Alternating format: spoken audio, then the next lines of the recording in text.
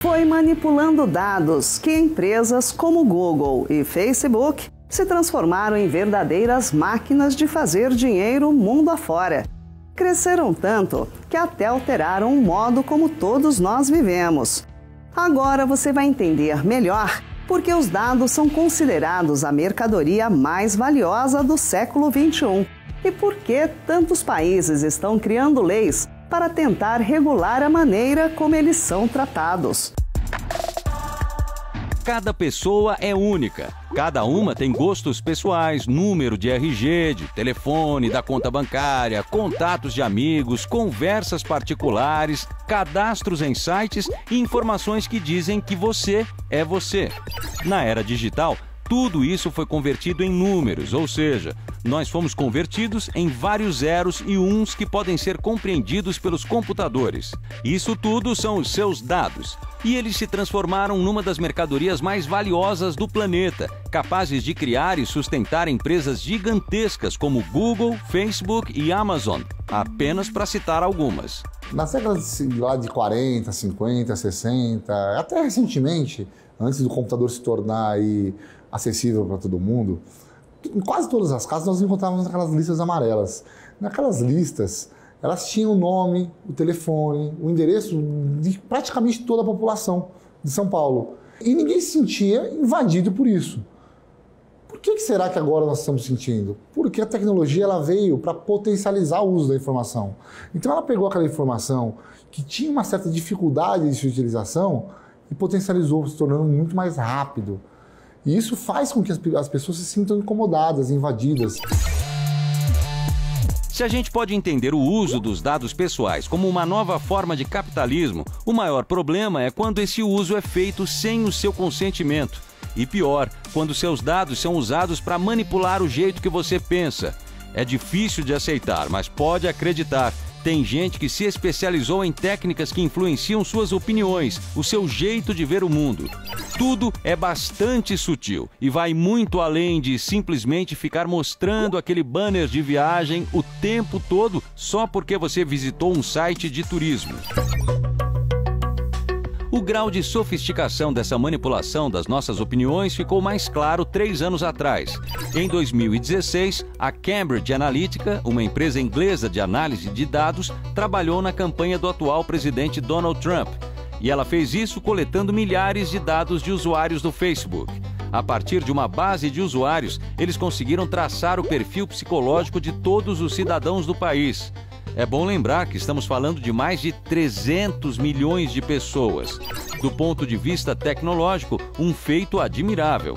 O problema é que, com essas informações em mãos, o sistema foi usado para influenciar as escolhas dos eleitores. Num trabalho super meticuloso e preciso, os eleitores começaram a ser manipulados por meio de posts nas redes sociais. E não ache que você pode estar imune a essa influência. Basta lembrar da última conversa que você teve com seus amigos. A chance de que algum deles tenha tocado em algum assunto visto nas redes sociais é de quase 100%. Assim, aos poucos, esse novo tipo de engenharia consegue direcionar grupos gigantescos de pessoas para um lado ou para o outro, sempre obedecendo quem paga mais. A preocupação com esse problema tem levado governos a discutir leis que digam o que as empresas podem e o que não podem fazer com seus dados. A Europa saiu na frente ao criar sua lei para proteger os dados dos cidadãos. Aqui no Brasil, a discussão é recente. A Lei Geral de Proteção de Dados, a LGPD, foi sancionada em julho deste ano. A Europa fez pressão no Brasil, por isso que o Brasil aprovou essa lei. Nós estávamos discutindo essa lei no Congresso desde 2010. E, de repente, em 2 anos, quando a GDPR, a lei europeia, entrou em vigor em 2018, quando ela foi feita em 2016, começou uma pressão no Brasil para que o Brasil se adequasse. Por quê? Porque Chile tinha legislação, Argentina tinha legislação, Uruguai tinha legislação e o Brasil, que é o líder da América do Sul, não tinha.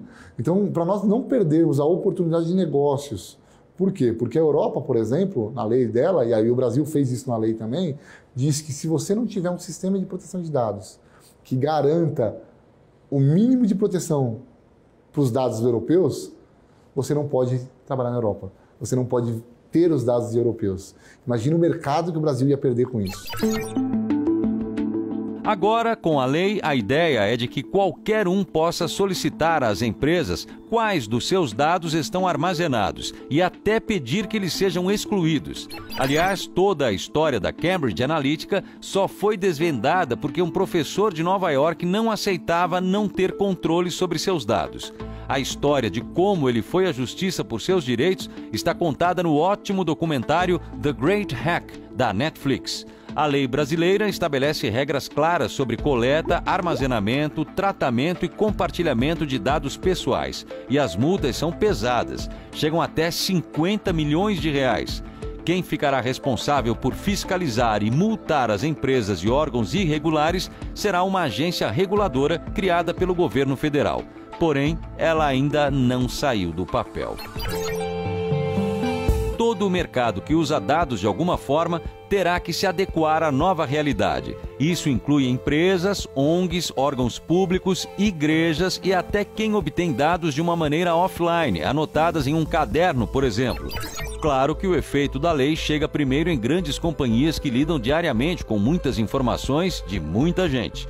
Mas a maior parte das companhias não está pronta para esse novo cenário. Segundo uma pesquisa realizada pela Serasa Experian, cerca de 85% das empresas brasileiras não se sentem prontas para atender às novas regras da Lei Geral de Proteção de Dados. Faltando um ano para a lei entrar em vigor, essa empresa, que presta serviço de e-commerce para grandes indústrias, vem se preparando. Com 8 anos de mercado, ela lida com dados de 20 milhões de consumidores. Para fazer todas as modificações internas exigidas pela LGPD, a empresa vai precisar gastar R$1,5 milhão de reais. Identificamos um comitê, contratamos a consultoria, fizemos a identificação de gaps, que é uma entrevista com todas as áreas da empresa para poder entender o que a gente tinha. Identificamos esses 40% de gap e agora a gente está no momento de... Já temos um gerente de projeto, já estamos em desenvolvimento da tecnologia. A tecnologia, a gente imagina que a gente leve de 4 a 6 meses para poder adaptar, né? Que esse é o mais complexo por ser estrutural de uma coisa que já existia há 8 anos. E depois tem os outros passos, que é a cultura. A tecnologia específica, neste caso, é a criação de mecanismos que ofereçam ao usuário o acesso a seus dados de uma maneira simples e que ele possa pedir a exclusão deles e, ainda se quiser, conseguir uma prova ou extrato contendo todas as suas informações em apenas um clique. Como é um trabalho complexo, está surgindo até um profissional que será a ponte entre a agência reguladora e as empresas, o DPO, o Data Protect Officer, ou em português, o encarregado de proteção de dados. A lei exige a presença desse profissional dependendo do tamanho e finalidade da empresa. Entender como nossos dados são usados e manipulados não é fácil. Empresas como o Google têm milhares de PhDs contratados apenas para lidar com isso. A nós, usuários comuns, resta a conscientização.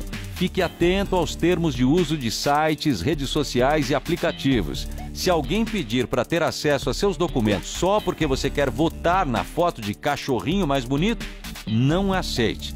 Você não precisa oferecer seus dados de graça.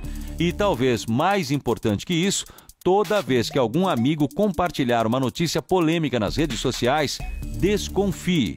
Pesquise em fontes reconhecidamente sérias antes de acreditar. Seu amigo talvez até nem tenha a intenção, mas sem saber, ele já pode ter se tornado um elo na corrente de manipulação digital.